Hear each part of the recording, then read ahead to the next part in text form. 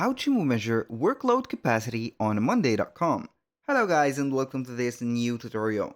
In today's video, I'm going to show you how you can create a dashboard that will contain a workload measurement. So we are going to head over Monday.com. Then we're going to head over the workspace that we are going to, let's say here, choose the dashboard from. So the dashboard is going to have this square within the charts.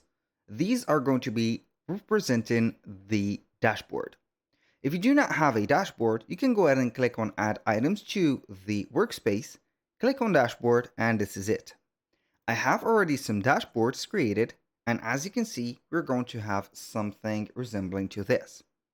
Now, what we're going to do is basically very simple. We're going to add a widget. This widget is going to be on More Widgets. We're going to click on the search load or the search bar as you can see and type in workload. We're going to find this. So you're going to see who is over and under the capacity and assign task accordingly. We're going to add that widget and this is going to be the main widget.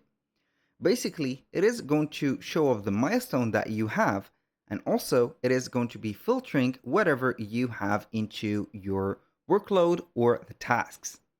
So do not forget to filter or set up this by for example, the board. You're going to select the board, and after that you're going to select the column. For example, we can go ahead and head over here and select the name, and we are going to put here something, I don't know, here contains something, a value.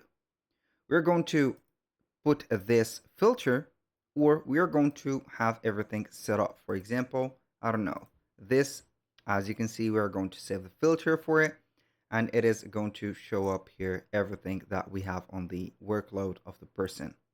For example, this one is going to be having this particular workload. So it is going to be showing up the due date, the starting date, and every details that you need. Do not forget that each one of the dashboards is going to be created individually. I'm going to create a new dashboard. We are going to name it here workload, and we are going to link it to the right, as you can see, board. Now I have created a new one for the let's say the right board.